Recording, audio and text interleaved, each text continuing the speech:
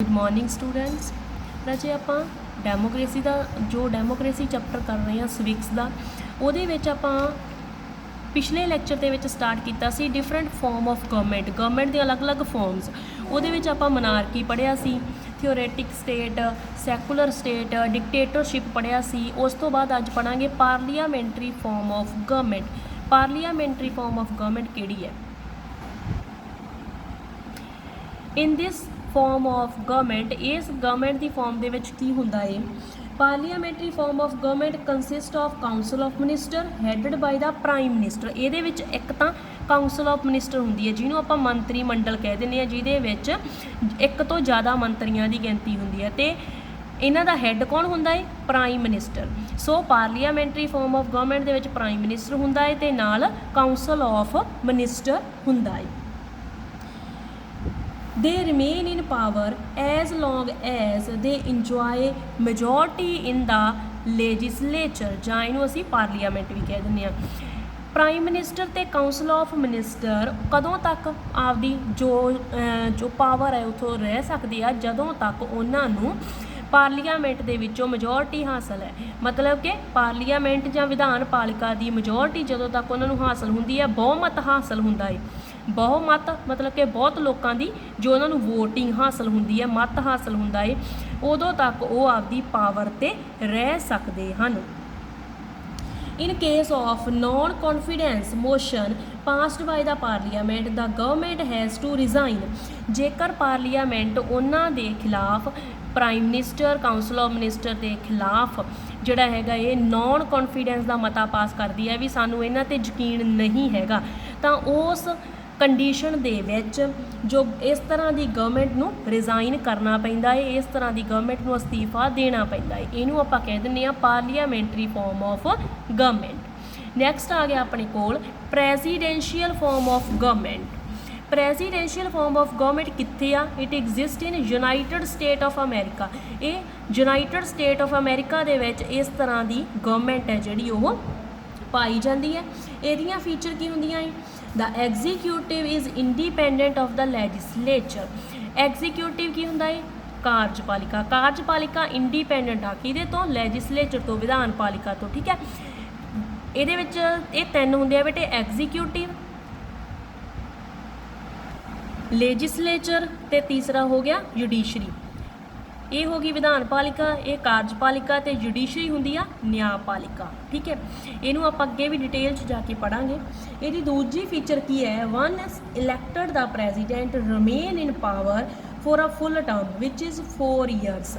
कहते जदों किसी कोई प्रेजिडेंट एक बार जी चुन लिया जाता है तो वह कदों तक पावर दे विच रहिंदा है? आपदा फुल टर्म। तो फुल टर्म वो कितनी हुंदी आ? 4 सालों की वो फुल टर्म हुंदी है। He can not be removed from his post before the expiry of his term. उन्होंने आपकी पोस्ट तो रिमूव नहीं किया जा सकता प्रेजिडेंट नूं जदों तक उहदी टर्म की एक्सपायरी नहीं हो जाती। मतलब कि जदों तक 4 साल पूरे नहीं हो जाते उदों तक उन्होंने उहदी पोस्ट तो हटाया नहीं जा सकता। ये वाली जिहड़ी हैगी अपने कोले प्रेजिडेंशियल फॉर्म ऑफ गवर्नमेंट आ भी जिहदे विच प्रेजिडेंट नूं पावर दे विच रखदे आ पूरा टाइम 4 साल तक वो जिहड़ा हैगा पावर दे विच ही रहिंदा है ते एग्जीक्यूटिव कार्यपालिका लैजिसलेचर तो अलग हुंदी है। अगे आ गया अपने कोले unitary form of government. Unitary form of government दे विच all the powers of the government are in the hands of one central government. सारियां पावर्स आ जिहड़ियां वो किहदे हत्थ च हुंदियां? एक सेंट्रल गवर्नमेंट के हत्थ विच ही हुंदियां हन।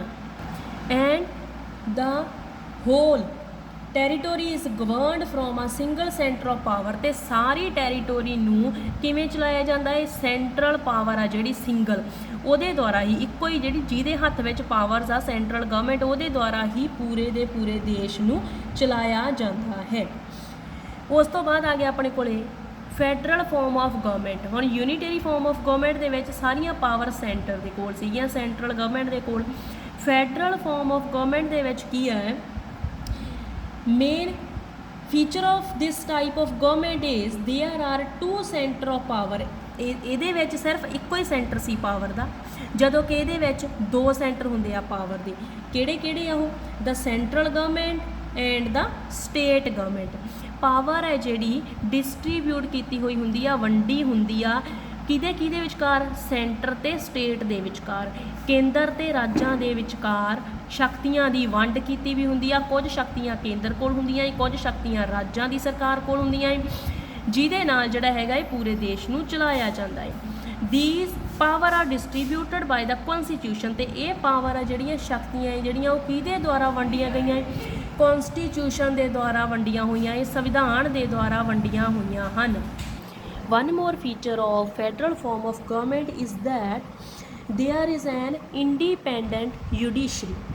Independent judiciary which in case of any dispute between the center and state settle is amicably. ਇਹਦੇ ਵਿੱਚ ਕੀ ਹੁੰਦਾ, ਫੈਡਰਲ ਫਾਰਮ ਆਫ ਗਵਰਨਮੈਂਟ ਦੇ ਵਿੱਚ ਇੰਡੀਪੈਂਡੈਂਟ ਜੁਡੀਸ਼ਰੀ ਹੁੰਦੀ ਆ, ਸੁਤੰਤਰ ਨਿਆਂਪਾਲਿਕਾ ਹੁੰਦੀ ਆ। ਉਹਦਾ ਕੀ ਕੰਮ ਆ ਵੀ ਜੇਕਰ ਸਟੇਟ ਦੇ ਵਿੱਚ ਤੇ ਸੈਂਟਰ ਦੇ ਵਿੱਚ, ਕੇਂਦਰ ਤੇ ਰਾਜਾਂ ਦੇ ਵਿਚਕਾਰ ਕੋਈ ਝਗੜਾ ਹੋ ਜਾਵੇ, ਡਿਸਪਿਊਟ ਹੋ ਜਾਵੇ, ਤਾਂ ਉਹਨੂੰ ਬੜੇ ਹੀ ਸ਼ਾਂਤੀਪੂਰਨ ਤਰੀਕੇ ਦੇ ਨਾਲ ਨਿਪਟਾਇਆ ਜਾਂਦਾ ਹੈ। ਕਿਹਦੇ ਦੁਆਰਾ, ਇੰਡੀਪੈਂਡੈਂਟ ਜੁਡੀਸ਼ਰੀ ਦੇ ਦੁਆਰਾ। ਠੀਕ ਹੈ, ਤਾਂ ਇਹ ਜਿਹੜਾ ਹੈਗਾ ਇਹ ਆਪਣੇ ਕੋਲ ਫੈਡਰਲ ਫਾਰਮ ਆਫ ਗਵਰਨਮੈਂਟ ਦੀ ਮੇਨ ਫੀਚਰ ਆ। ਵਨ ਮੋਰ ਥਿੰਗ, ਜੋ ਆਪਣਾ Indian constitution is both unitary and federal. ਜੋ ਇੰਡੀਆ ਦਾ ਕੌਨਸਟੀਟਿਊਸ਼ਨ ਹੈ, ਸਾਡਾ ਸੰਵਿਧਾਨ ਹੈ, ਉਹ ਯੂਨੀਟਰੀ ਵੀ ਆ ਅਤੇ ਫੈਡਰਲ ਵੀ ਆ, ਇਕਾਤਮਕ ਵੀ ਆ ਅਤੇ ਸੰਘਾਤਮਕ ਵੀ ਆ। ਯੂਨੀਟਰੀ ਕਿਵੇਂ ਆ, ਕਿਉਂਕਿ ਉਹਦੇ ਵਿੱਚ ਸਾਰੇ ਏਕਤਾ ਦੇ ਵਿੱਚ ਵੱਜੇ ਹੋਏ ਆ। ਠੀਕ ਹੈ, ਫੈਡਰਲ ਕਿਵੇਂ ਆ, ਕਿਉਂਕਿ ਉੱਥੇ ਸ਼ਕਤੀਆਂ ਦੀ ਵੰਡ ਹੈ ਜਿਹੜੀ। ਸੰਘਾਤਮਕ ਕਿਵੇਂ ਆ, ਸ਼ਕਤੀਆਂ ਦੀ ਵੰਡ ਸੈਂਟਰ ਅਤੇ ਸਟੇਟ ਦੇ ਵਿੱਚ ਕੀਤੀ ਹੋਈ ਆ, ਬਟ ਸੈਂਟਰ ਹੈ ਜਿਹੜਾ ਸਟੇਟ ਦੇ ਨਾਲੋਂ ਜ਼ਿਆਦਾ ਪਾਵਰਫੁੱਲ ਮੰਨਿਆ ਜਾਂਦਾ ਹੈ, ਪਾਵਰਫੁੱਲ ਹੈਗਾ ਏ।